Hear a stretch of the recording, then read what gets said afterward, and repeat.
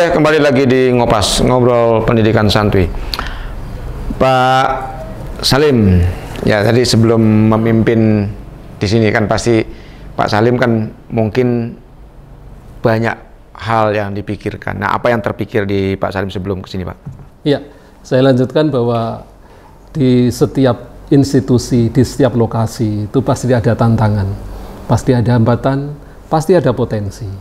Itu yang saya pikirkan. Maka potensi apa, tantangan apa yang ada di sini, ya harus kita jawab dengan pas.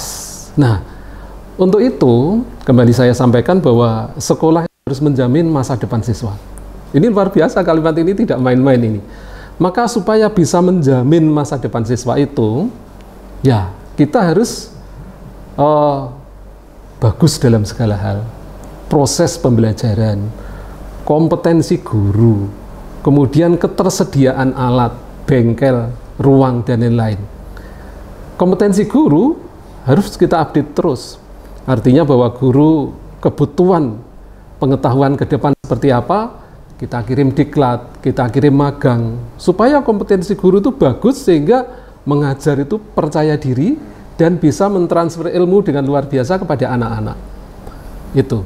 Kemudian dari sisi peralatan, ya kita selalu berhubungan dengan direktorat atau dinas pendidikan, bagaimana mencari peluang supaya dapat alat untuk PBM yang sesuai dengan kebutuhan program kalian atau kompetensi kalian.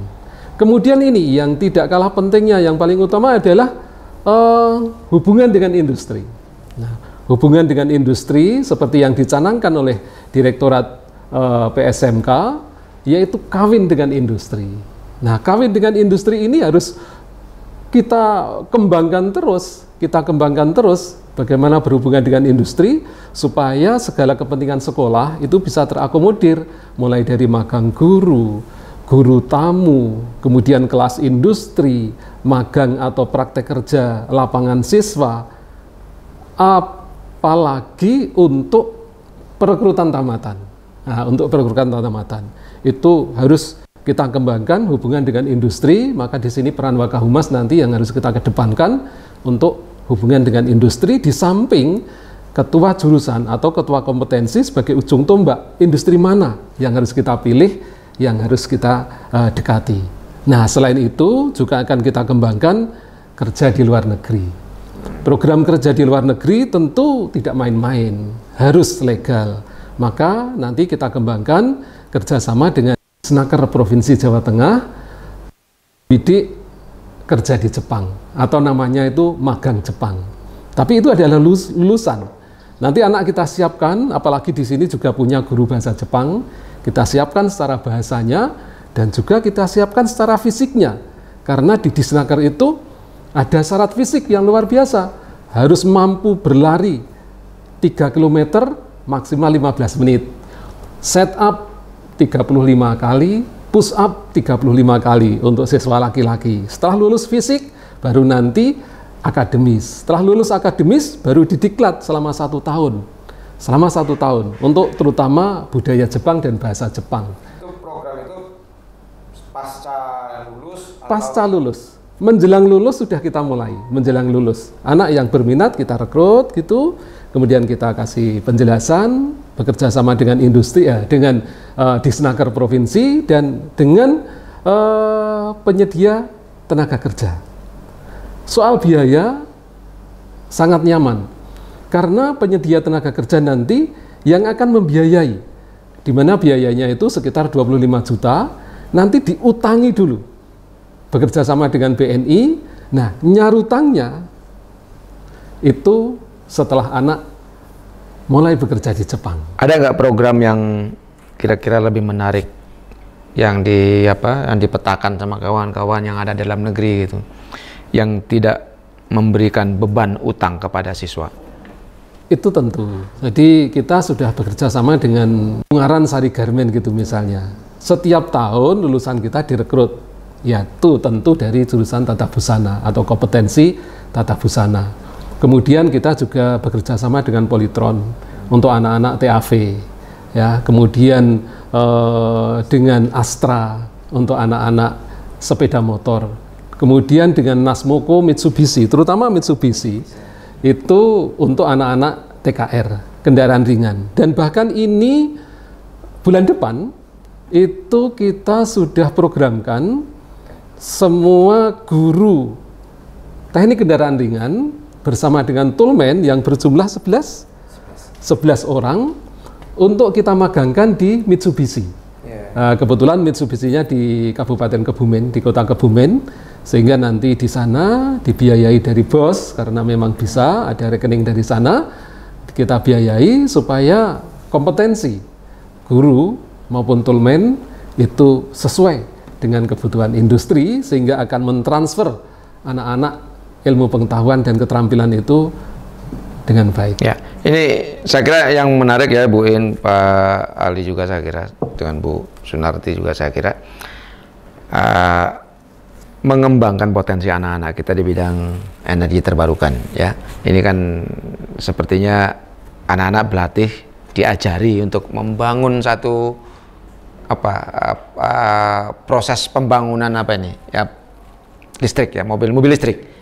Ya, mobil listrik. Ini sudah sampai pada tahap prototipe ya. Nah, ini seperti apa pelaksanaan itu? Karena saya lihat cukup menarik ini.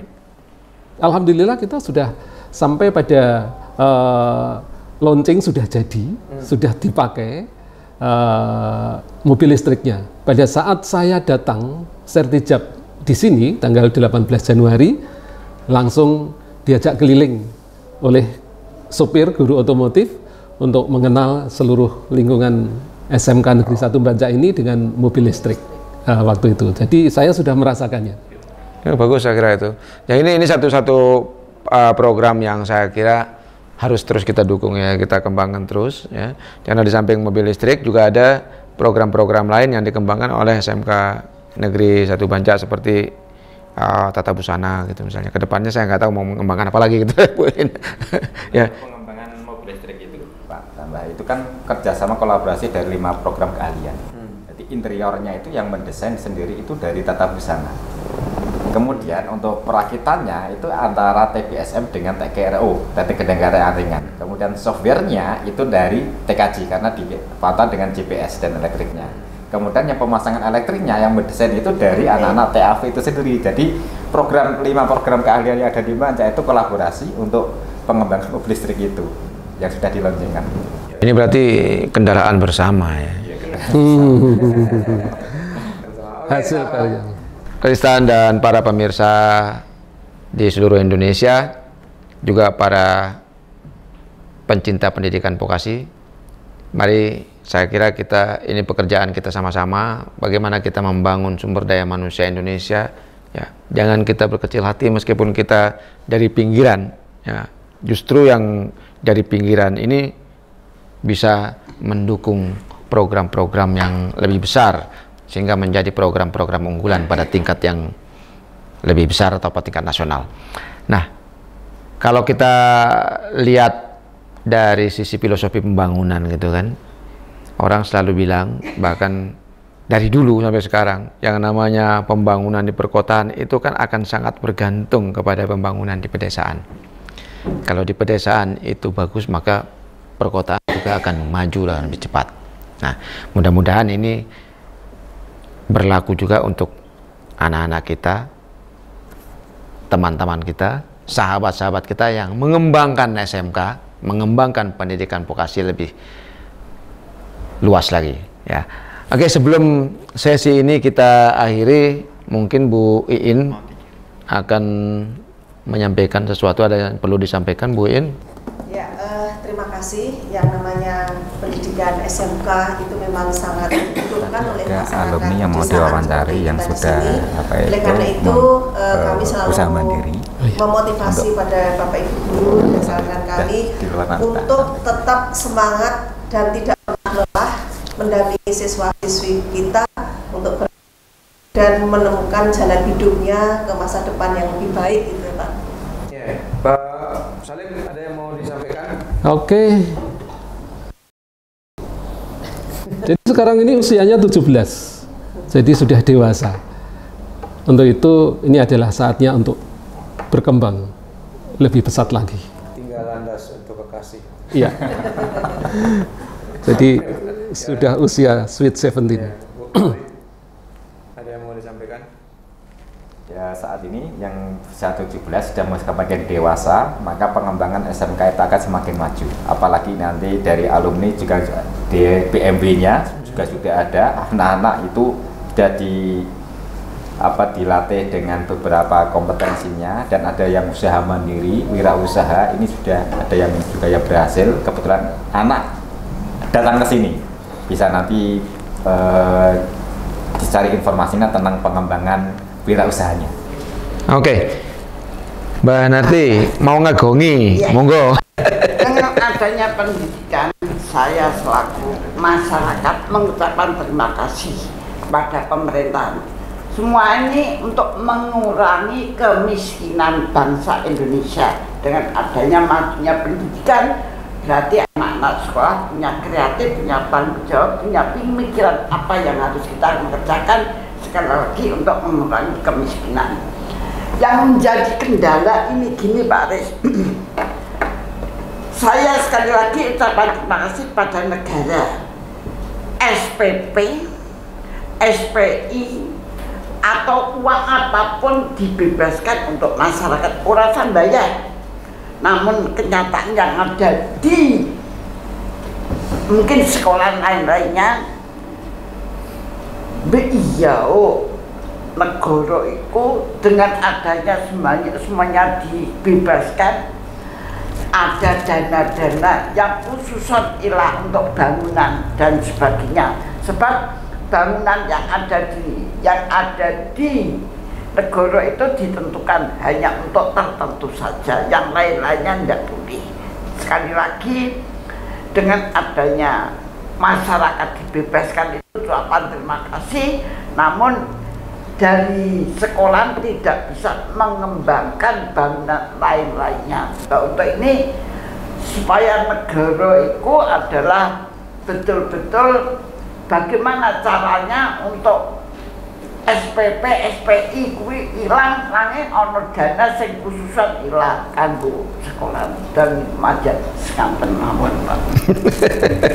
Oke, sahabat Tristan, para pengambil kebijakan dan pencinta pendidikan vokasi di seluruh Indonesia, tanggung jawab pendidikan itu tidak hanya berada pada pemerintah, tetapi juga pada seluruh bangsa Indonesia, seluruh kita, kerja bareng kita semua. Oleh karena itu, mari kawan-kawan kita sama-sama. Kita tidak menyalahkan siapapun, ya, tapi ini adalah kerja kita bersama-sama. Mudah-mudahan ke depan anak-anak kita ini benar-benar bisa kita siapkan. SMK kita di pedesaan bisa menyiapkan anak-anak muda Indonesia untuk terlibat langsung dalam pembangunan nasional. Sampai ketemu pada ngopas berikutnya dengan topik yang lebih menarik. Terima kasih. Assalamualaikum warahmatullahi wabarakatuh. Waalaikumsalam warahmatullahi wabarakatuh.